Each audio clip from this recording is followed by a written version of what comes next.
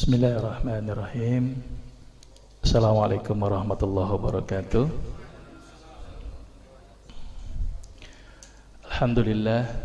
Alhamdulillahi rabbil alamin.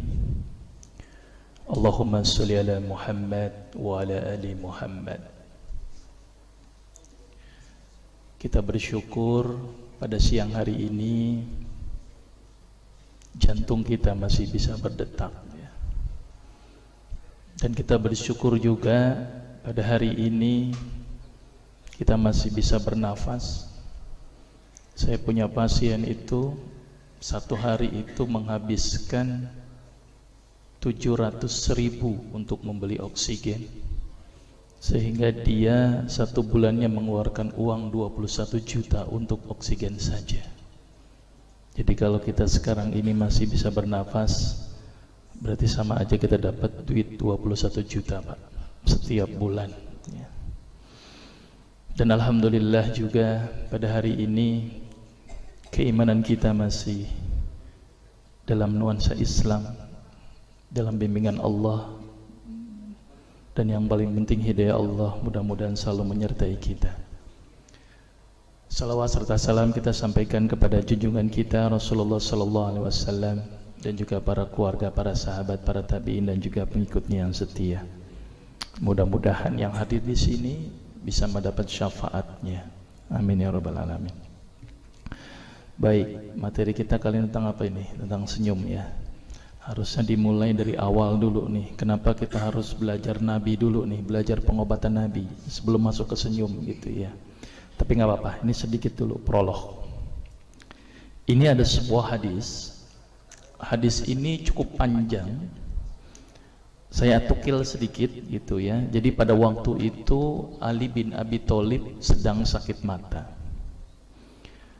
Ketika Rasul bertanya kepada para sahabat, kemana Ali bin Abi Thalib?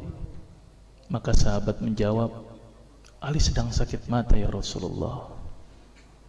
Kemudian Rasul bilang pada para sahabat, tolong panggil Ali, suruh ke sini.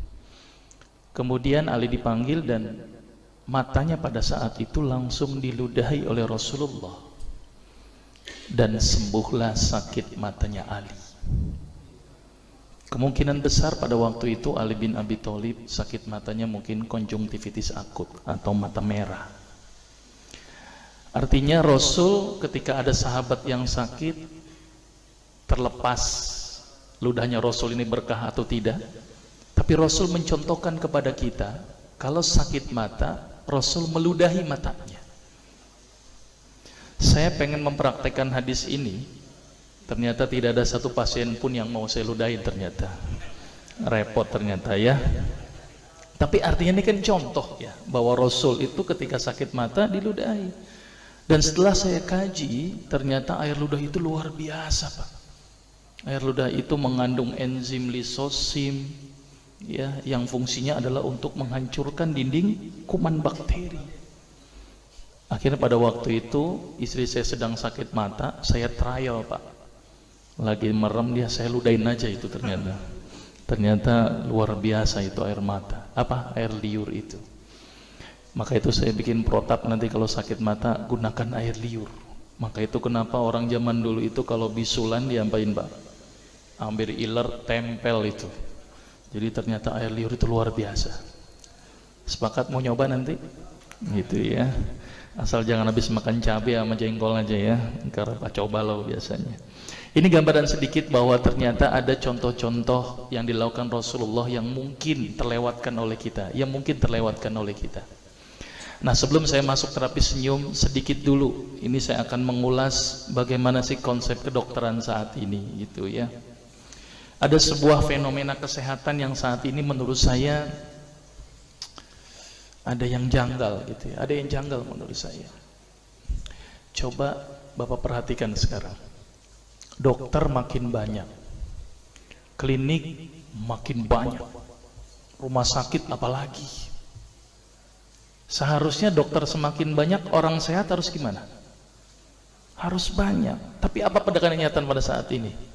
Dokter banyak, klinik banyak, rumah sakit banyak, orang sakit banyak.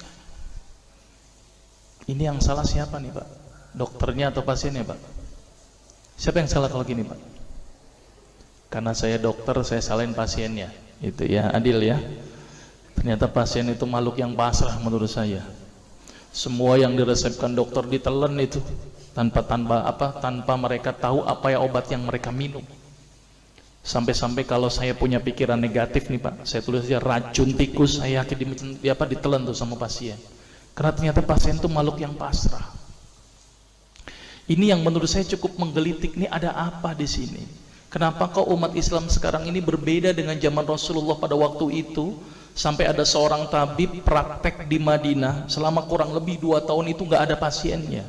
Kenapa kok berbeda sekarang dengan umat Islam zaman sekarang? Ini ada sesuatu yang salah menurut saya. Ada sesuatu yang salah menurut saya. Kenapa kok berbeda? Kita nggak usah jauh-jauh masalah kesehatan, masalah keseharian kita saja. Itu ternyata sudah terjadi perbedaan yang luar biasa yang berhubungan dengan masalah kesehatan. Contoh, saya contohkan. Saya mau nanya sama Bapak di sini. Sikat gigi sehari berapa kali, Pak? 2 kali, 1 kali. Ini mana yang benar ini ya? Kata dokter gigi nih, Pak, kata dokter gigi, sikat gigi sesudah makan dan sebelum tidur. Sepakat? Sepakat? Sepakat? Sepakat. Karena saya kalau disebut teman-teman tuh dokter Agus tuh dokter sesat gitu katanya. Saya nggak sepakat, Pak. Karena kenapa? Rasul bilang gimana dalam hadisnya? Jika tidak saja memberatkan umatku, sudah pasti akan aku wajibkan kepada umatku untuk bersiwak atau sikat gigi setiap kali wudhu. Berarti berapa kali?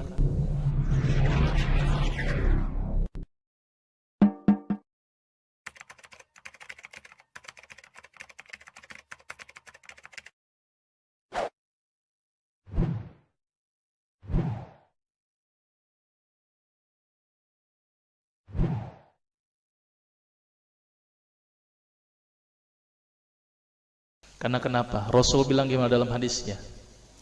Jika tidak saja memberatkan umatku, sudah pasti akan aku wajibkan kepada umatku untuk bersiwak atau sikat gigi setiap kali wudhu. Berarti berapa kali? 5 kali. Ini kira-kira ngikutin dokter gigi atau ngikutin Rasul? Ayo, ngikutin dokter gigi apa Rasul? Rasul. Berarti mulai besok sikat giginya 5 kali. Sepakat ya? Sepakat loh ya. Artinya apa? Artinya ada perbedaan dalam konsep kesehatan. Saya melihat ini hal yang sederhana aja sudah berbeda. Contoh lagi misalnya, makan sehari berapa kali? 3 kali ya, katanya 3 kali. Padahal nih ada yang mengatakan bahwa makan sebelum lapar, berhenti sebelum kenyang. Berapa kali berarti? Terserah perut mau berapa kali. Kapan dia lapar dia makan, kapan dia kenyang dia berhenti. Jadi patokan makan berapa kali sehari? Tidak 3 kali, terserah perut. Kalau ada orang yang gemuk makannya 10 kali silakan saja, tapi berlebihan jadinya. Jadi patokan 3 kali sebenarnya dalam Islam itu tidak ada sebenarnya. Contoh lagi, penyakit diabetes, penyakit darah tinggi tidak ada obatnya dan harus minum obat seumur hidup. Padahal Rasul bilang gimana? Likulli da'in dawa. Setiap penyakit ada obatnya. Ini hal-hal yang paling mendasar. Kenapa kok ada sesuatu yang aneh? Maka itu saya sempat berpikir, ini jangan-jangan ini ada sebuah kesalahan dalam diri saya. Maka itu saya setelah lulus dokter, saya melanjutkan kuliah lagi, tapi tidak ngambil spesialis gitu ya. Jadi saya ngambil kuliah lagi jurusan tafsir hadis gitu ya. Teman-teman bilang sesat, biarin sajalah gitu ya. Tapi ternyata ketika belajar hadis itu banyak sesuatu yang menurut saya luar biasa yang tidak pernah dikupas. Ya, ilmu kesehatan yang luar biasa tetapi tidak pernah dikupas. Tapi alhamdulillah juga sampai saat ini juga nggak lulus-lulus gitu ya. Ternyata belajarnya juga cukup susah gitu ya. Karena syarat naik peringkat tuh harus ngapal beberapa juz. Ternyata saya nggak hafal-hafal itu. Saya cuman ngafal juz 30 aja nggak rampung-rampung gitu ya. Jadi boro-boro 30 juz ya. Ternyata memang cukup berat menghafal Quran. Nah di situ saya bertemu dengan seorang ustadz, kemudian ustadz itu bilang begini. Ini latar belakang saya kenapa saya belajar pengobatan Nabi. Ustadz itu bertanya kepada saya begini, "Dok, antum yakin gak sih dok kalau antum masuk surga?" Kira-kira kalau ditanya seperti itu, Bapak jawabnya gimana Pak? Yakin gak sih Pak masuk surga? Insya Allah pasti ya. Saya jawabnya pada waktu itu apa? Yakin Ustaz, saya masuk surga karena Allah menurut prasangka hambanya. Tapi Ustaz itu bilangnya lain.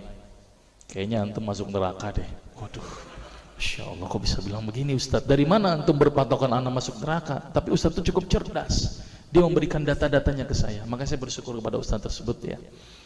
Dia ambil pada waktu itu, mohon maaf ya, saya menyebut merek, mohon maaf. Diambil obat, ya dok, saya nyebut merek, mohon maaf ya, Lovenox. Obat apa itu? Obat yang dipakai untuk mengencerkan darah. Biasanya diberikan pada penderita penyakit jantung, stroke dan gangguan bekuan darah. Lovenox. Di situ tertuliskan kata apa? Porsin origin. Ada yang tahu porsin? Ada yang tahu? Nggak ada yang tahu. Berarti kalau dokter ngeresepin obat apa aja ditelan semuanya nih. Masya Allah. Porsi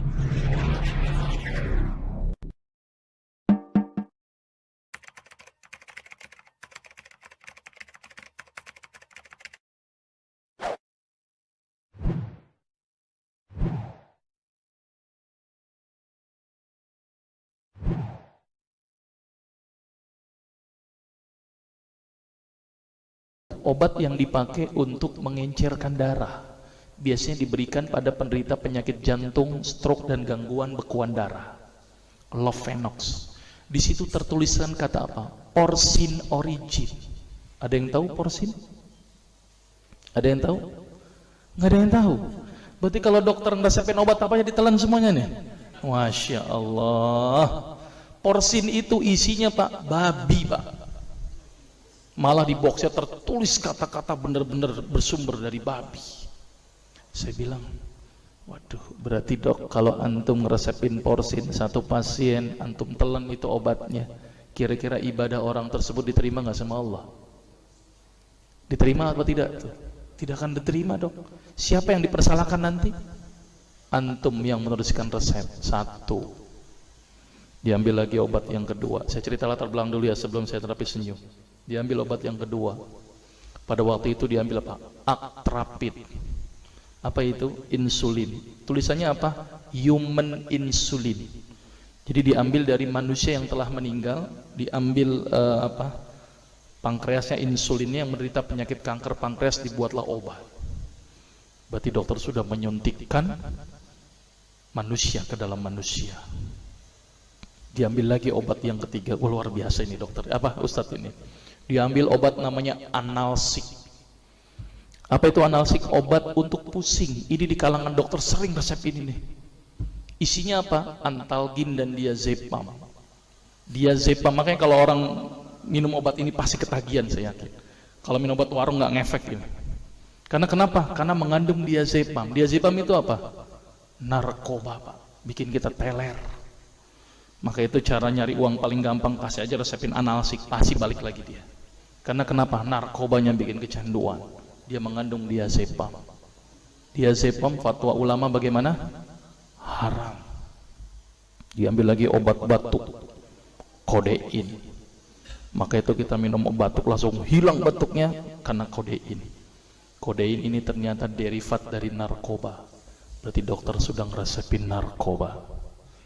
Diambil semua obat sirup di depan saya, lihat dok, lihat semuanya. Ada nggak yang tidak mengandung alkohol? Semuanya mengandung alkohol. Sampai saya pikir, Masya Allah, berapa ribu pasien yang telah saya resepkan obat-obatan haram tersebut. Ini yang menjadi kegelisahan saya Pak. Maka itu saya beda haluan, kemudian belajar hadis, walaupun gak lulus-lulus biarin, gak apa-apa. Terus kemudian saya melihat ada sesuatu yang salah. Kenapa? Karena agama Islam tidak dipelajari secara benar. Banyak umat Islam saat ini belajar akidah, belajar akhlak, belajar fikih. Tapi lihat, pernahkah umat Islam di sini belajar masalah kesehatan Islam? Sedikit sekali. Kajian-kajian tentang kedokteran Islam hampir tidak ada. Makanya tidak heran sekarang umat Islam yang notabene hebat menurut saya katanya, tapi ternyata banyak yang sakit karena dilupakan aspek ini. Mudah-mudahan ini menjadi awalan kita untuk mengkaji, karena kajian ini rutin Pak. Jadi saya mengisi kaji di beberapa kantor di Jakarta itu per kali pertemuan per hadis. Dan itu berhubungan dengan masalah kesehatan semuanya. Jadi ternyata Allah ini menurunkan ibadah, memerintahkan kita untuk sholat, puasa, tahajud, semuanya ini bukan untuk kepentingan Allah Pak. Allah nggak butuh sholat kita, Allah tidak butuh puasa kita. Ternyata Allah menurunkan ibadah adalah bentuk rasa sayang Allah kepada barang ciptaannya, yaitu manusia. Seperti halnya orang menciptakan motor, mobil, maka di maintenance itu dengan adanya servis. Maka Allah juga memaintenance barang ciptaannya, yaitu manusia, dengan servis. Servis yang dilakukan adalah dengan ibadah. Jadi kalau seandainya kita tidak melakukan ibadah, sama aja tidak mau servis diri kita sendiri. Saya akan terangkan ternyata semua amalan yang dicontohkan Rasul itu bermanfaat dari sisi kesehatan. Saya akan mulai nanti dengan terapi senyum ya. Ini lewat saja. Ini saya mohon maaf nyebutin obat-obatannya, mohon maaf ya. Ini juga mengandung plasenta. Plasenta itu ari-ari ya. Jadi di luar negeri itu ari-ari dipakai obat Pak. Kalau di Indonesia diapain Pak? Dikubur, kadang-kadang pakai apa? Kaca, pulpen, buku, kadang-kadang pakai kurungan ayam. Kreatif, tapi kreatif nggak benar, gitu ya. Di sana ini obat Lovenox namanya ya, jadi bersumber babi. Ini yang mengandung narkoba. Wah dulu tuh saya kalau jadi dokter gila-gilaan pengasih narkoba Pak. Setiap ibu hamil, setiap ibu datang dengan bawa anak kecil, itu anak kecil pasti saya kasih narkoba Pak. Kenapa? Karena ibu-ibu paling seneng kalau anaknya datang, terus kemudian tidur pules, wah seneng banget tuh ibu-ibu. Apalagi obatnya yang tokcer, paling seneng itu orang. Maka itu saya kalau ngasih obat antibiotik dulu nggak, namanya amoksisilin, ampicillin, nggak level buat saya. Apa yang saya kasih? Cefalosporin. Obat turun demam aja nggak ngefek, menurut saya cuma 500 mg Pak, 650. Dan selalu anak kecil datang kan alasannya takut kejang. Selalu saya tambahkan apa ini Pak? Luminal. Saya dulu bandar narkoba Pak, tapi legal, resep. Makanya itu saya banyak dosa ini. Mudah-mudahan ini bisa menembus dosa saya nanti di akhirat. Ya, ini insulin ya. Ini kosmetik yang tanda tanya kehalalannya ya. Ini saya gambarkan dulu tentang babi, bahwa bulunya dipakai untuk sikat gigi, kulitnya dipakai untuk apa? Sepatu, tas, ya. Tulangnya dipakai untuk tambalan gigi. Jadi hati-hati kalau nambal gigi, tanya dulu sama dokter gigi halal atau haram. Ya, lemaknya dipakai untuk bahan makanan, dagingnya dipakai untuk dendeng dan abon dari babi. Nah ini gambaran sedikit ya, dan saya termasuk salah satu korbannya. Intinya babi banyak manfaat Pak ya. Ini sedikit mungkin ada yang mengenal, tapi saya ulas sedikit bahwa ternyata ini panduan sepatu yang dari kulit babi itu dari ada bintik-bintik segitiga. Nah saya pernah beli sepatu begini nih iya. Jadi nanti kalau sepatunya ada bintik-bintik segitiga, pulangnya nyeker aja deh Pak, gitu ya. Nah, kita tidak boleh diam, kita punya sebuah pengobatan ya. Saya langsung aja ke kajian dulu, nanti takutnya nggak keburu. Kita mulai ke kajian ilmiah pengobatan Nabi. Ya, mohon maaf, ada yang mirip? Ada ya. Pesan sponsor dulu nih.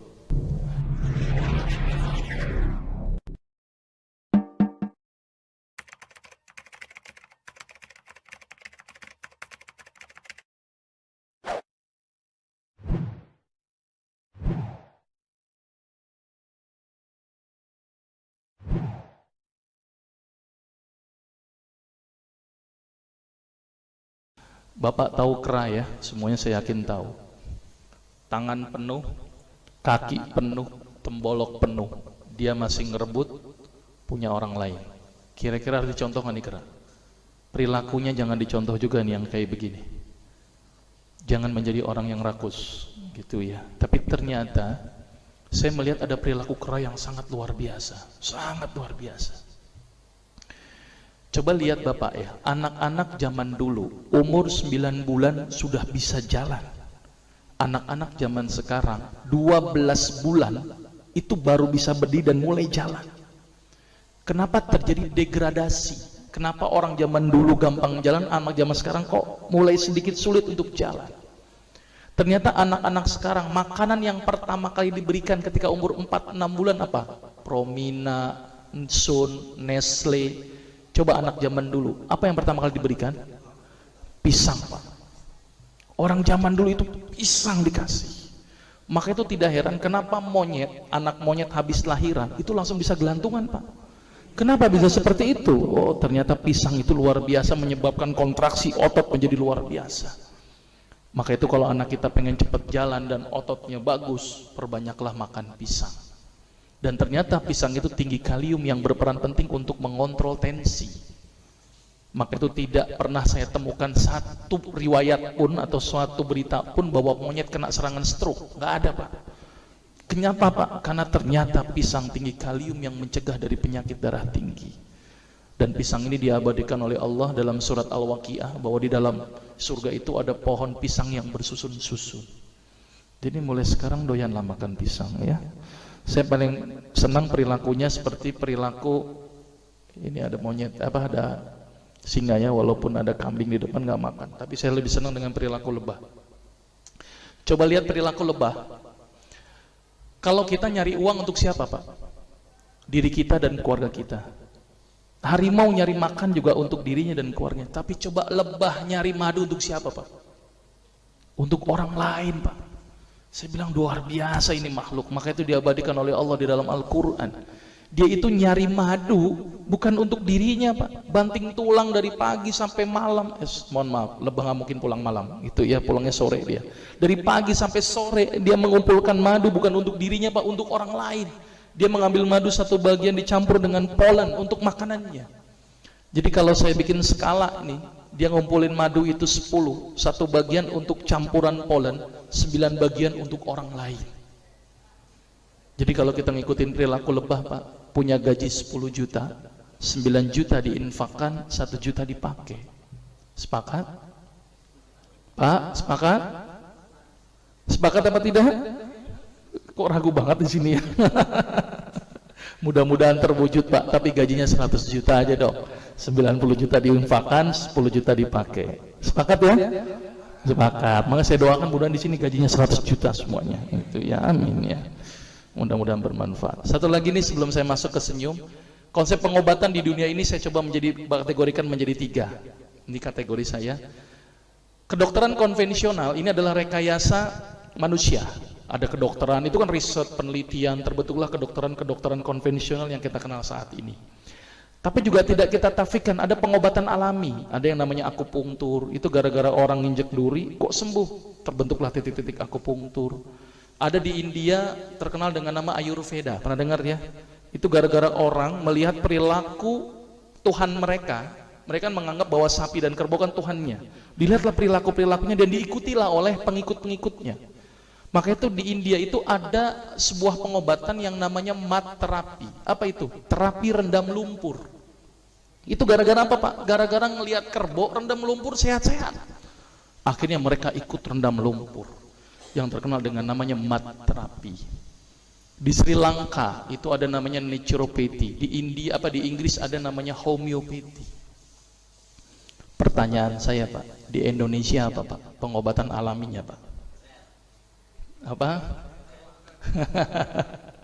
Saya bangga menceritakan pengobatan ini ketika saya kemarin ceramah ke Malaysia dan Singapura dan mereka tidak pernah mengenal pengobatan yang dilakukan di Indonesia. Dan saya bangga sekali dengan pengobatan ini. Bapak tahu apa? Kerokan, Pak.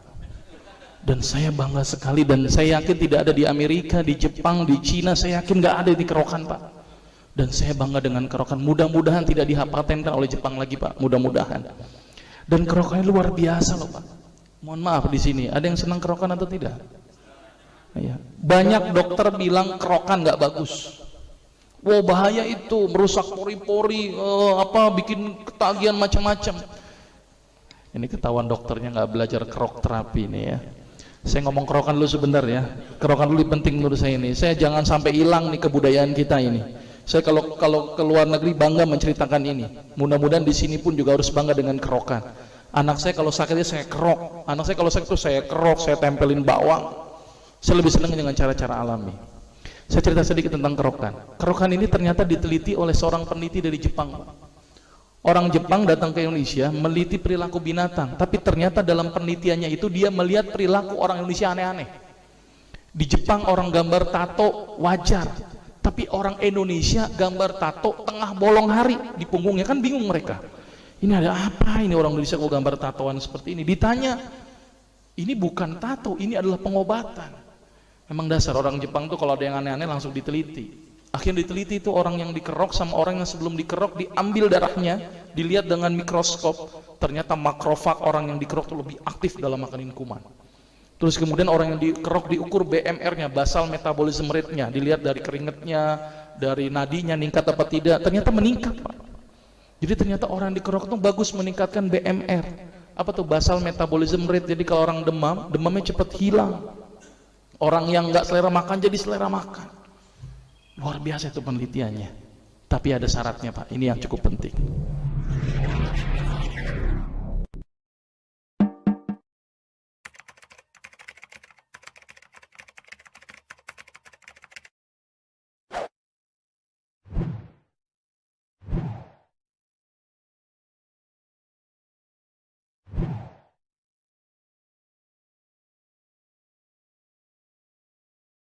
Jadi ternyata orang yang dikerok itu bagus meningkatkan BMR.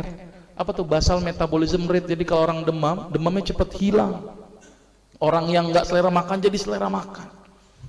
Luar biasa itu penelitiannya. Tapi ada syaratnya, Pak. Ini yang cukup penting. Ternyata ini ngomong kerok nggak apa-apa ya, sedikit ya. Kerokan tidak boleh menggunakan logam. Itu yang bikin jelek, Pak. Pakai apa, Dok? Bawang merah. Orang bilang nggak terasa, bodoh amat. Yang penting bawang merah. Yang kedua, ini cukup penting. Kerokan tidak berpatokan kepada gosong, Pak. Selama ini kita kalau kerokan kan kalau belum gosong belum pindah-pindah kan. Kerok terus baru pindah lagi kan. Ini nggak bener ini, Pak. Ya cukup 3-5 kali selesai. Yang ketiga, selama ini kita kerokan tuh asal-asalan, Pak. Asal gambar tulang ikan jadi kan gitu kan. Padahal itu ada aturannya, Pak. Harus di sela-sela iga. Tulang atas, tulang bawah di tengahnya. Kalau bisa agak mepet ke tulang atas, karena itu tempat keluarnya arteri, vena, dan nervus costae. Jadi itu luar biasa. Dan di kerok itu bukan sekali aja, Pak, sehari bisa 3 kali. Dan saya bangga dengan kerok ini. Mudah-mudahan tidak hilang di muka Indonesia ini, di bumi ini. Sepakat, Pak, kerokan? Ya, saya kalau setiap ceramah-ceramah saya tampilkan kerokan terus. Dan saya bangga. Di Malaysia tetangga kita aja nggak ada yang kerokan, Pak. Ya, jadi kita harus bangga itu. Dan satu lagi adalah pengobatan Nabi. Kita akan bahas sekarang. Ya. Kita akan bahas satu persatu. Senyum. Katanya materinya senyum sekarang. Ada sebuah hadis yang mengatakan tabassumuka fi wajhi akhika shadaqah, dan seterusnya. Senyummu di hadapan saudaramu adalah sedekah. Berarti senyum dengan sedekah ini erat kaitannya. Kalau kita pengen sedekah nggak punya duit, Pak, senyum itu sama aja dengan kita sedekah. Sepakat? Saya punya pasien, saya mau cerita dulu. Pasien saya ini kebenaran kepala pas pampres, bukan periode yang sekarang. Saya cerita, saya nggak sebut-sebutin nama. Kepala pas pampres beberapa periode yang lalu datang ke saya, Dok, saya ini sakit darah tinggi, Dok. Tensi saya normal sekarang, tapi saya harus minum obat seumur hidup, Dok. Obatnya kaptopril. Saya bosan minum obat ini. Bisa nggak, Dok, saya nggak minum obat ini? Saya pada waktu itu terkenal sebagai terkun, Mbak, dokter plus dukun, itu ya. Jadi datang ke saya, pengen nggak pakai obat. Saya bilang ke Bapak itu, baik, Pak, kita coba. Obat saya stop, saya kasih apa? Timun, seledri, bawang putih, pisang raja, kurma. Pulang, Pak, kontrol lagi minggu depan. Apa yang terjadi setelah minggu depan? Tensinya tambah naik, Pak. Dokter gimana sih, Dok? Bukannya stabil kok malah naik. Kenapa ini, Dok? Wah, saya ngeliat tampangnya udah serem banget itu kan. Yaudah deh, Pak, saya coba lagi, dosis saya naikkan, Pak. Timun dinaikkan, bawang putih dinaikkan, pisang raja dinaikkan, kurma dinaikkan.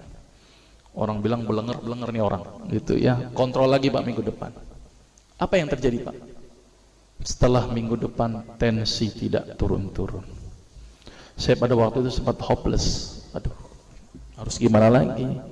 Dan bapak itu bilang ke saya, ini real pengalaman saya ketika praktek, dan real saya menggunakan terapi ini adalah pasien pertama saya. Saya pada waktu bilang ke bapak itu begini, tapi sebelum bapak itu bilang ke saya, dok, ini udah nggak berhasil dok, apakah saya harus kembali ke kaptopril lagi? Tapi sama aja dong, percuma kalau saya harus kembali ke kaptopril lagi. Saya bilang ke bapak itu, Pak, saya sebenarnya punya sebuah pengobatan. Pengobatan ini belum pernah saya gunakan, Pak. Jadi kalau bapak mau, Pak, bapak adalah pasien pertama saya yang mau saya coba dengan terapi ini, Pak. Daripada bawa pulang nggak bawa apa-apa, kalau bapak pun mau. Dia mikir, ya udah dok, daripada saya pulang nggak bawa apa-apa, boleh deh, saya coba. Ini luar biasa ini, ya. Akhirnya saya bilang kepada bapak itu, baik Pak, saya coba terapi ini. Kalau 2 minggu tidak ada perubahan, bapak nggak usah ketemu saya lagi. Tetapi kalau bapak ada perubahan setelah 2 minggu, tolong Pak ketemu saya lagi selama 2 minggu. Tapi kalau tidak ada perubahan Pak, bapak nggak usah ketemu saya lagi, berarti saya gagal. Dia mikir berapa saat. Baik dok, apa terapinya? Sederhana Pak pada waktu itu. Saya suruh apa bapak itu? Siap dok, apa yang dokter lakukan? Saya bilang ke bapak itu, Pak, tolong bapak senyum sehari 20 kali Pak. Dan setiap kali senyum selama 20 detik. Gila nih kali dokter ya. Bukan dikasih obat malah dikali senyum gitu ya. Sudah Pak, jalankan saja. Kalau tidak sembuh nggak usah ketemu saya lagi, tapi kalau sembuh tolong 2 minggu ketemu saya lagi. Dia mikir, baik dok, tapi bagaimana kalau saya tidak bisa senyum? Ya udah Pak, ngelihat kaca senyum sendiri, saya suruh begitu. Ini jujur saja, ini kasus pertama saya dan saya waktu itu nekat saja karena saya sudah hopeless, harus bagaimana lagi kan, daripada dia tidak mau kembali ke kaptopril. Akhirnya di luar perkiraan saya Pak. Ternyata bapak yang kepala pas pampres itu datang ke saya lagi pada waktu 2 minggu kemudian sambil senyum-senyum. Berarti kesimpulannya Pak, sembuh Pak. Kenapa kok bisa sembuh? Ini yang pertanyaan cukup mendasar. Kenapa kok senyum bisa sembuh? Sampai-sampai itu ajudannya bingung sama saya. Dokter, itu bapak diapain dok? Biasanya kalau upacara marah-marah, sekarang senyum-senyum. Baca koran, senyum-senyum. Bengong sedikit, senyum-senyum. Saya bilang memang target terapinya begitu, harus 20 kali sehari. Ternyata penelitian menunjukkan orang yang senyum sebanyak 20 kali sehari dengan durasi 20 detik setiap senyumnya, maka otak akan mengeluarkan sejenis zat yang namanya beta endorfin. Apa itu beta endorfin?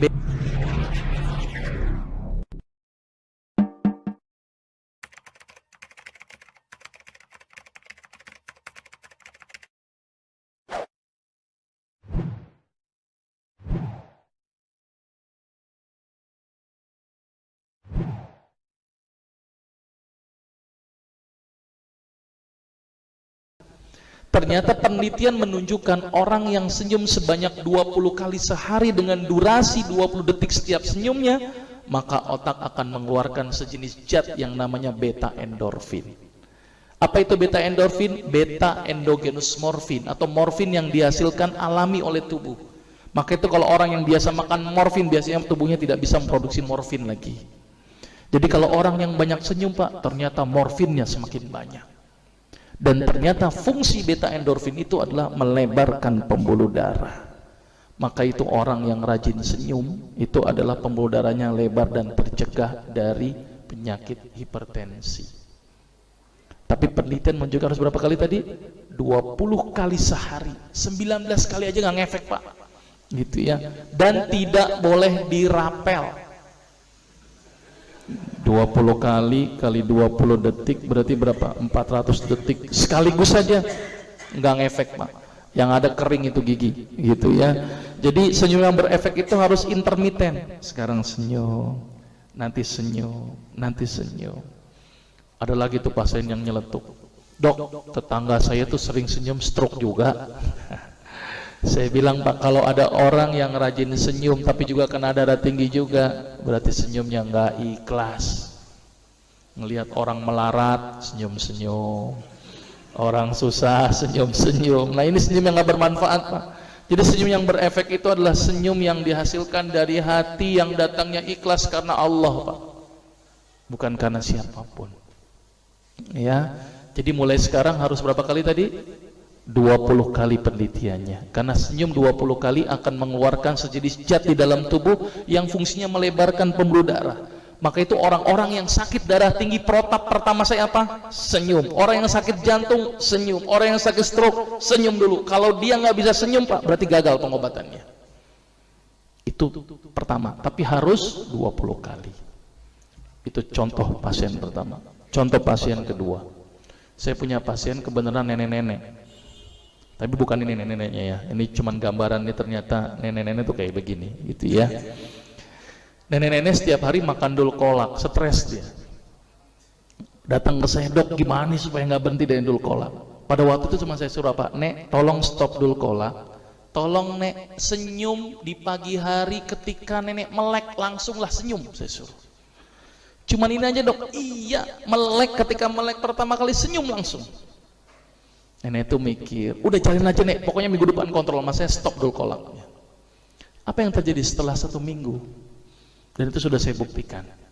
Ternyata nenek itu balik ke saya lagi. Iya ya, Dok, ya, kok saya senyum di pagi hari, kok ternyata buang air besar saya langsung lancar. Kenapa ya, Dok? Ya. Ternyata, Pak, penelitian menunjukkan ibu-ibu atau wanita di pagi hari rata-rata ini sulit sekali tersenyum. Betul nggak sih, Bu? Bu, betul nggak nih ibu-ibu nih? Betul nggak sih, Pak, ya? Ternyata ibu-ibu di pagi hari itu susah sekali tersenyum. Wallah alam, karena kenapa? Stres duluan kali ya.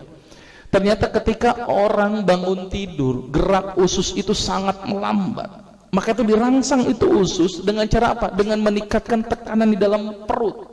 Dengan apa? Ambil efek, kayak efek apa? Efek apa sih? Efek ngeden. Efek kayak orang sedikit ngeden. Ketika kita senyum, apa yang terjadi? Akan bikin kontraksi ini ngeden. Coba kalau Bapak senyum, ketawa dikit deh. Kan agak bikin ngeden sedikit, Pak.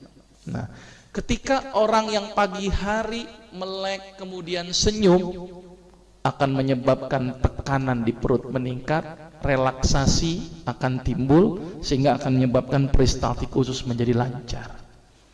Maka itu orang yang senyum di pagi hari akan memperlancar buang air besar.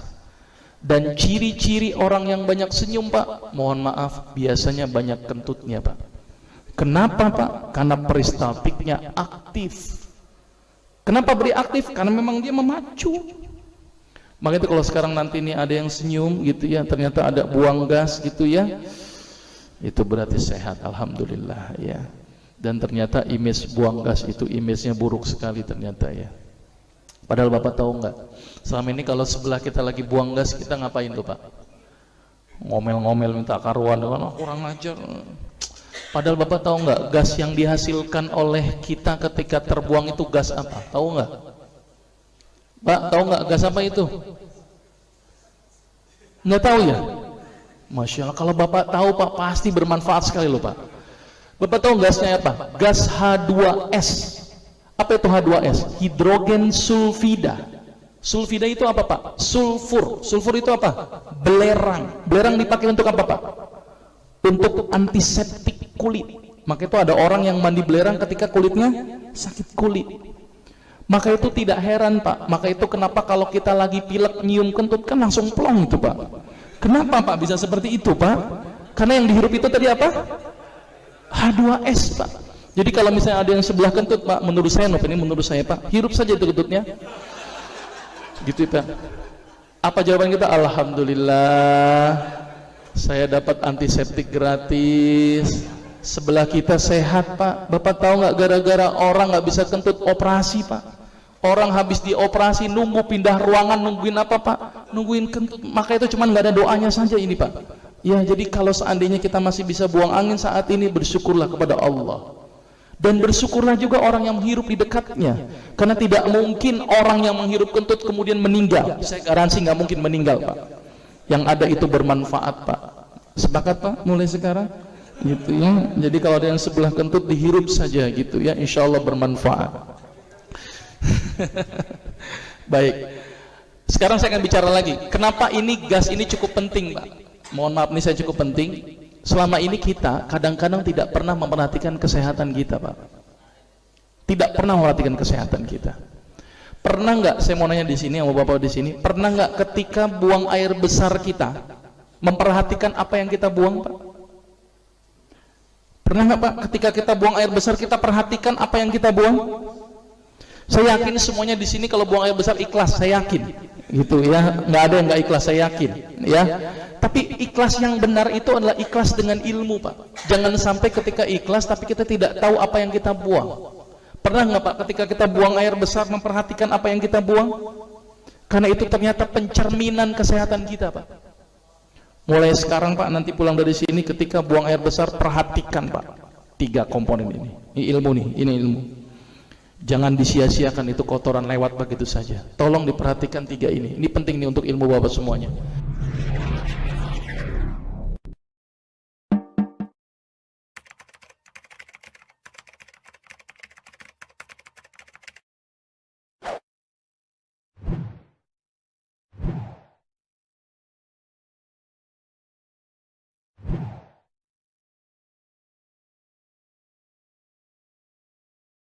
Ini ketika buang air besar perhatikan, Pak, 3 komponen ini. Ini ilmu nih, ini ilmu. Jangan disia-siakan itu kotoran lewat begitu saja. Tolong diperhatikan 3 ini. Ini penting nih untuk ilmu Bapak semuanya. Yang pertama, Pak, tolong perhatikan bentuknya. Ini ilmu, Pak, ini ilmu nih, Pak, ini, Pak, ya, ini bukan bercanda, ini serius ini. Perhatikan bentuknya, Pak. Enggak, ini serius, Pak, ini serius, Pak. Perhatikan bentuknya. Bapak tahu bentuknya seperti apa? Baik, bentuk itu harus silinder, Pak. Karena ada pasien yang salah satu ciri-cirinya ini, dia menderita penyakit kanker kolon, kanker usus besar. Ciri-cirinya apa, Pak? Kalau buang air besar kotorannya seperti kotoran kambing. Jadi kalau udah mulai kambing dia peletuk dikit, peletuk dikit, peletuk dikit, jangan-jangan kita menderita penyakit kanker kolon. Ayo Pak, hati-hati loh, Pak. Ini penting nih, penting sekali. Ya, bentuknya harus apa tadi? Silinder. Kalau ada bentuknya mencret, berarti terjadi intoleransi. Berarti nggak ada benar nih pencernaan, nggak bagus ini. Maka itu buang air besar yang bagus itu harus bentuknya silinder, utuh, trut, bagus. Gitu ya, Pak, ya. Kalau bentuk segitiga aja masalah itu loh, Pak. Gitu ya, Pak, ya. Ini bener ini, Pak, ini nggak main-main saya, Pak. Saya ada pasien, dia menderita fistula, dia dioperasi itu anusnya, akhirnya menciut di bagian ujungnya, sehingga ketika keluar bentuknya segitiga, Pak. Gitu ya. Jadi bersyukurlah kalau masih bentuk silinder. 1, jadi bentuk. Yang kedua, warna. Perhatikan baik-baik ini, Pak, karena pencerminan tubuh kita itu dari kotoran kita. Kalau yang keluar itu warnanya hitam, berarti ada perdarahan di bagian usus bagian atas. Jadi hati-hati itu. Ya, jangan-jangan lambung kita ada yang luka. Kalau berwarna merah, berarti jangan-jangan ada perdarahan di bagian usus bagian bawah. Jangan-jangan ambeien, jangan-jangan polip. Kalau berwarna putih, jangan-jangan hati kita masalah. Orang-orang yang menderita penyakit hepatitis, Pak, kotorannya berwarna putih. Kalau berwarna hijau, hati-hati empedu kita, jangan-jangan masalah. Kalau berwarna ungu, nggak ada, Pak. Nanti ada semua warna nanti ya. Pokoknya warna ini penting ya. Pokoknya warna ini penting, karena kalau kita nggak bisa mengidentifikasikan, masalah nih buat kita. Termasuk tadi, Pak, bau itu juga penting. Maka itu bau yang khas ketika kotoran kita keluar itu adalah baunya harus H2S. Seperti apa H2S? Itu seperti kalau kita datang ke Tangkuban Perahu, itu baunya harus seperti itu. Kalau di luar bau itu berarti masalah. Karena ada pasien saya yang datang keluhannya sederhana, Dok, kok kentut saya harum. Oh, ini jadi masalah ini berarti ini, ya. Ternyata dia setelah saya cek, ternyata enzim di pankreasnya bermasalah. Jadi kebanyakan enzim proteasenya, sehingga dia menderita penyakit pankreatitis kronis. Jadi enzimnya terlalu banyak. Apa yang terjadi? Tadi kotorannya berbau harum. Jadi jangan bangga dengan buang kentut kita yang baunya harum, itu penyakit Pak. Ya, tapi juga kalau kebangatan juga masalah juga, baunya busuk, itu lebih masalah lagi itu. Berarti kalau kita nggak buang air besar lebih dari 3 hari, itu baunya seperti itu. Ya, ini pelajaran buat kita bahwa ternyata apa-apa yang kita perhatikan dalam tubuh kita itu ternyata itu bisa mencerminkan kita ini sehat atau tidak. Maka itu saya bikin beberapa buku. Salah satu buku yang ketiga saya tulis itu adalah mengenal kebesaran Allah lewat anatomi dan fisiologi. Jadi Allah itu maha besar Pak. Bapak kalau tahu nih organ pencernaan kita luasnya berapa tahu Pak? Ternyata setiap usus kita tuh ada yang namanya usus panjangnya 1 fili Pak. Ada fili itu kurang lebih 5 juta, 1 filinya panjangnya 1 mili. Berarti kalau 1 mili itu dibentangkan Pak, dikali dengan 5 juta fili, maka panjang usus kita itu kurang lebih sekitar 10 km Pak. Berarti kan panjang sekali usus kita Pak. Cuman nggak dibentangin aja itu filinya Pak. Dia terbentuk dalam bentuk jonjot-jonjot yang luar biasa Allah ciptakan itu. Jadi Allah itu maha besar Pak. Belum lagi kalau Bapak ukur panjang pembuluh darah kita ini Pak, dengan pembuluh darah yang kecil-kecil di sini Pak, itu kalau disusun Pak, itu kurang lebih 2,5 kali muterin bumi Pak, baru sampai ukurannya. Berarti pembuluh darah kita tuh panjang sekali Pak. Maka itu bersyukurlah kepada Allah, dan Allah maha besar. Maka itu perhatikan tubuh kita, kesehatan kita, dan ternyata dengan mengikuti cara-cara sunnah Rasulullah itu bisa menjadi obat. Ini baru senyum Pak. Ternyata senyum bisa mengaktifkan beta endorfin. Ditambah lagi Pak, senyum memperlancar buang air besar. Ditambah lagi senyum menyebabkan kita menjadi lebih cantik dan ganteng menurut saya Pak. Ditambah lagi orang yang senyum mendatangkan rizki Pak. Kenapa Pak? Kalau kita minta duit sambil marah-marah nggak jadi orang ngasih duit Pak. Tapi kalau kita sambil senyum terus rendah hati pasti dikasih duit Pak. Jadi mulai sekarang rajinlah untuk tersenyum. Berapa kali Pak? 20 kali. Mulai dihitung sekarang. Karena kalau 19 kali aja nggak ngefek itu Pak. Ya, saya ingatkan Pak ya, 20 kali 20 detik gitu ya. Waktu saya masih ada atau tidak? Masih ada atau tidak? Sampai jam berapa? Takutnya kelewatan? Atau kita tanya jawab, nanti dilanjutkan pada pertemuan yang akan datang. Tidurnya Rasulullah, makannya Rasulullah, pakai bajunya Rasulullah, kenapa Rasul gondrong, kenapa Rasul macam-macam, itu ternyata semua bermanfaat dari sisi kesehatan. Senyumnya aja mencegah darah tinggi, senyumnya aja hemat kalium, senyumnya saja memperlancar buang air besar. Itu baru senyum doang itu. Sedangkan Rasulullah adalah sesosok Nabi yang paling banyak senyumnya. Ini sampai ada hadis ya. Ya, aku tidak pernah melihat seorang yang paling banyak senyumnya selain Rasulullah SAW. Jadi mulai sekarang tersenyumlah. Diomelin bos, senyum-senyum saja. Ditagih hutang, senyum-senyum saja. Banyak hutang, senyum saja. Insya Allah Allah akan memudahkan jalan kita. Dan mohon maaf kalau ada kata-kata yang salah. Saya akhiri. Assalamualaikum warahmatullahi wabarakatuh. Baik Pak, tentu saja kalau ada pertanyaan, tapi sebagai penghargaan, kalau ada yang nanya nanti kita kasih, insya Allah kita kasih hadiah. Ada yang mau nanya? Oke Pak Ali. Waalaikumsalam. Lambung ya.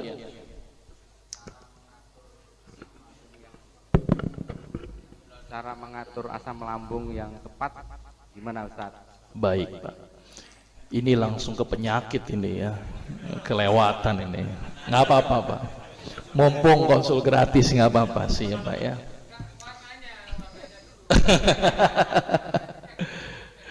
Baik, jadi gini Pak. Lambung ini permasalahan yang paling banyak pada masyarakat. Dokter akan memberikan obat untuk lambung nih Pak. Biasanya nih Pak ya, antasid, obat mah, promah lah, sejenis mah. Promah lah, Milanta lah, terus kemudian inilah uniknya dokter ya. Dokter itu kalau nulisin resep itu kalau perlu pasien nggak tahu. Pernah nggak dokter resepin Bodrek, Paramek, Panadol? Ada nggak? Nggak ada. Apa resepnya dokter Pak? Termagon, Sanmol, ya kan? Pernah nggak ada dokter yang resepin Promah, Milanta? Nggak ada Pak. Miloxan. Dokter tuh makhluk yang luar biasa unik Pak. Kalau masyarakat udah tahu nggak mau resepin Pak. Maka itu kenapa herbal ini tidak bisa hidup Pak. Masa dokter resepnya jahe, kencur, kunyit, berubah nih gelarnya jadi dukun menurut saya kan. Karena nggak elit. Nah, termasuk ini. Dokter kalau obat sakit mah itu yang diresep ini biasanya ini Pak ya. Golongan antacid, famotidin, ranitidin, simetidin, omeprazol, sukralfat, bismut. Ini paling sering nih obatnya.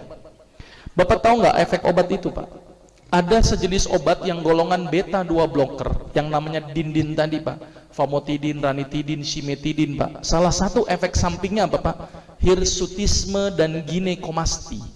Apa itu hirsutisme dan ginekomasti? Laki-laki jadi kayak perempuan, perempuan jadi kayak laki-laki Pak. Maka itu sekarang banyak yang bencong. Jangan-jangan gara-gara obat mah itu. Ya. Nah, cara untuk membedakan orang ini bencong apa enggak gimana Pak? Gimana cara bedanya Pak? Satu Pak, tidak ada satupun orang bencong jenggotan Pak. Gitu ya, nggak ada Pak. Jadi bagi yang ragu ini bencong apa enggak, jenggot mulai sekarang gitu ya. Nanti kita bikin kajian jenggot nanti. Gitu ya. Ini belum masuk ya. Nah, salah satu efeknya tadi yang ditakutkan itu Pak. Kenapa enggak dengan cara alami saja Pak? Apa cara alaminya? Parutin, temulawak dan kunyit. Kenapa temulawak dan kunyit ini sudah ada penelitiannya Pak, diuji secara klinis di sebuah rumah sakit pemerintah Pak, bahwa temulawak dan kunyit itu lebih bagus untuk ngilangin orang sakit mah daripada menggunakan antacid, beta 2 blocker. Tapi kenapa ini nggak ngetren? Karena kalau dokter ngeresepin temulawak, kunyit, yang laku tukang sayur. Ini yang jadi masalah. Nggak ngetren di kalangan dokter gitu loh. Nanti pasiennya nggak berobat lagi. Kalau tahu temulawak sama kunyit, akhirnya nggak datang berobat, dokternya nggak laku. Maka itu sekarang ini banyak pasien ini jangan-jangan doa dokter terkabulkan. Jangan-jangan menurut saya. Karena jujur aja dulu waktu saya jadi dokter ini pasti dalam hati saya. Apa yang ada dalam harapan hati saya? Mudah-mudahan banyak pasien. Benar nggak begitu kan? Itu dari hati kecilnya. Karena saya pernah ketemu dengan teman dokter. Teman-teman sejawat sepakat kita sepakat nih untuk kemanusiaan menyehatkan orang, sepakat semua menyehatkan orang. Ayo mulai sekarang kita berdoa, ya Allah mudah-mudahan mulai hari ini ketika saya praktek nggak ada pasiennya, nggak ada yang amin Pak. Nggak jadi bingung kan? Kenapa ini? Karena memang dilema ini. Karena dokter dijadikan profesi untuk pendapatan mereka. Maka itu saya kalau ditanya dokter profesinya apa, saya lebih senang kalau disebut pedagang tempe Pak. Saya punya usaha namanya jualan tempe, tapi tempe herbal. Saya juga jualan sayur Pak. Saya senang dengan dagang. Jualan sayur, jual tempe. Resepnya pun apa Pak? Temulawak, kunyit, jahe, kencur. Sampai saya bikin buku menjadi dokter di rumah sendiri Pak. Dan saya juga bikin buku satu lagi, sehat dengan bumbu dapur. Jadi untuk sehat itu cukup kembali ke bumbu dapur. Kenapa ini saya lakukan? Karena saya tidak ingin bahwa profesi saya dijadikan penghasilan saya. Penghasilan saya apa? Jualan tempe Pak. Akhirnya mahasiswa saya kan saya udah ngajar juga, saya libatkan mereka wirausaha jualan tempe Pak. Ternyata jualan tempe untungnya gede Pak. Jadi saya punya kelompok mahasiswa jualan tempe, penghasilan sebulannya 18 juta Pak. Karena tempe herbal, jual nama dokternya. Ini saya lebih sangat disebut dengan penjual tempe. Maka itu Pak, obat untuk penyakit mah Pak, parutin temulawak dan kunyit pagi dan sore selama 3 bulan berturut-turut. Kunyit temulawaknya diparut, diperes, direbus dengan api yang kecil. Ketika mendidih langsung diangkat. Setelah hangat tambahkan madu, diminumkan pagi dan sore. Itu yang pertama. Yang kedua, hindari asam, pedas, susu, santan, stres. Bapak harus hindari itu Pak. Kalau Bapak tidak bisa hindari itu percuma Pak, useless Pak. Gitu ya Pak ya. Karena orang yang sakit mah ini hubungannya kadang-kadang dengan tingkat stres yang tinggi, sehingga asam lambung akan keluar dalam jumlah yang banyak. Gitu ya Pak ya. Bapak kerja di bagian apa Pak? Oh begitu ya. Mudah-mudahan Pak ganti posisi, mungkin nggak sakit mah Pak. Jadi direktur Pak, misalnya begitu ya. Karena kalau penyakit direktur itu paling kolesterol, asam urat, gula gitu ya. Penyakit mah itu yang biasanya orang yang telat-telat makan, makannya susah kayak begitu ya Pak ya. Apalagi itu saya praktek di kota besar sama di perkampungan tuh beda. Di kampung tuh paling banyak apa Pak? Korengan gitu ya Pak ya, bisulan, cacingan gitu ya. Memang tingkat ekonomi mempengaruhi Pak. Kalau Bapak jadi direktur mungkin sakitnya udah beda Pak. Gitu ya Pak ya. Baik, tapi coba dengan parutan temulawak dan kunyit Pak. Gitu ya, itu cukup membantu. Tapi asam, pedas, susu, santan, stres, sama hindari makanan yang bergas, ubi, kol, makanan bersoda itu mulai dihindarkan ya Pak ya. Duren, tape itu mulai dihindarkan. Gitu ya Pak ya. Baik, Terus kemudian, waduh, ini luar biasa ini. Ini penyakit semua nih. Apa katakanlah kita perlu kaji penyakit nih? Atau kita mengkaji penyakit aja nih lebih luas nih. Di sini kalau pasien divonis pankreasnya gagal, ini berarti pankreasnya tidak bisa memproduksi insulin mungkin ya. Nah, pengalaman saya kalau orang yang sakit diabetes itu kan harus minum obat seumur hidup. Padahal untuk obat diabetes cukup sederhana. Saya ngobatin pasien diabetes sudah tergantung insulin, insulinnya bisa lepas dengan izin Allah, hanya dengan menggunakan apa Pak? Pare, kacang panjang, wortel, toge, daun salam dan kedelai. Hanya itu saja Pak. Ternyata bagus hasilnya. Dan salah satu pasien yang saya obati itu adalah salah satu direktur Astra, kepala Kopertis. Itu dengan menggunakan makanan Pak, tanpa menggunakan banyak obat. Karena obat sifatnya apa? Memaksa tubuh. Tapi kalau makanan membentuk tubuh. Saya akan terangkan apa bedanya makanan, bedanya herbal, bedanya kimia kapan-kapan. Karena memang saya juga ngajar S2 herbal juga, gitu ya. Jadi ini panjang nih Bu. Kapan-kapan nanti kita kaji penanganan diabetes secara Islami dan alami. Ya, ini satu lagi sakit tiroid. Nah, tiroidnya harus dilihat Bu, hipertiroid atau hipotiroid. Karena penanganannya ini juga beda Bu untuk hipotiroid dan hipertiroid. Jadi jangan dikatakan ini penyakit tiroid saja. Bisa juga disebabkan karena penyakit kanker tiroid bisa jadi. Atau jangan-jangan bisa disebutkan juga penyakit yang berhubungan dengan struma. Struma itu juga tiroidnya membesar. Jadi tiroidnya apa dulu ini? Hipotiroid, hipertiroid, struma atau kanker tiroid. Ini harus diperjelas gitu ya dalam hal diagnostik. Kapan-kapan kita kaji penyakit itu ya. Tapi sebenarnya kajian hadis ini cukup banyak nih. Ini baru senyum, belum tidurnya Rasul, belum makannya Rasul, belum minumnya Rasul, belum cara bajunya Rasul, bagaimana Rasul menyisir, bagaimana Rasul berjalan. Oh, itu bermanfaat dari sisi kesehatan. Gitu ya.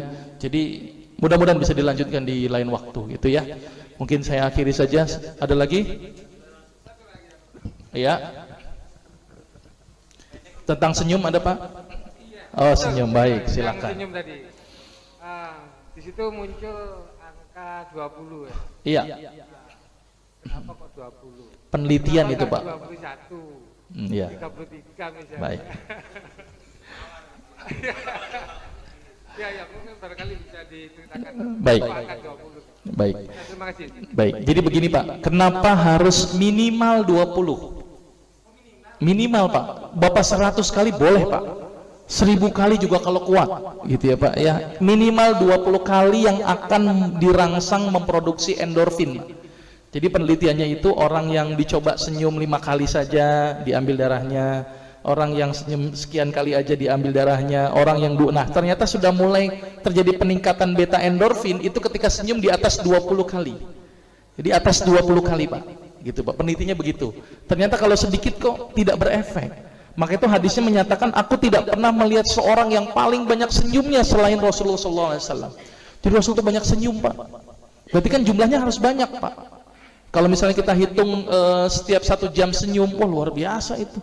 Kalau kita kan setiap sejam marah, stres, jarang sekali kita tersenyum Pak. Maka itu penelitian itu harus 20 kali ketika berefek. Dengan durasi 1 jam dia senyum, 1 jam dia senyum Pak. Jadi penelitian ini Pak, penelitian itu kan risetnya manusia, Karena ketika ditanya dalam hadis berapa banyak, tidak ada Pak hadisnya. Oh harus senyum 40 kali, nggak ada Pak. Pokoknya Rasul adalah sesosok sunnah yang beliau banyak senyumnya. Berapa kali? Nggak ada hadis yang mengatakan berapa kali. Tapi riset menunjukkan harus 20 kali ketika dia berefek. Sepakat Pak? Jadi setiap jam senyum terus Pak. Gitu ya Pak ya. Ada orang apa senyum terus Pak. Ini kalau senyum terus luar biasa, harus 20. 33 boleh Pak, 21 boleh, tapi jangan kurang dari 20. Gitu ya Pak ya. Pernah ada penelitian 19 kali aja nggak ngefek Pak. Ya itu penelitian. Ini penelitian manusia. Gitu ya Pak ya. Jadi mulai sekarang boleh berapa Pak? 20 kali. Dihitung mulai sekarang. Mudah-mudahan bermanfaat. Kami lanjutkan di lain waktu. Saya akhiri. Assalamualaikum warahmatullahi wabarakatuh.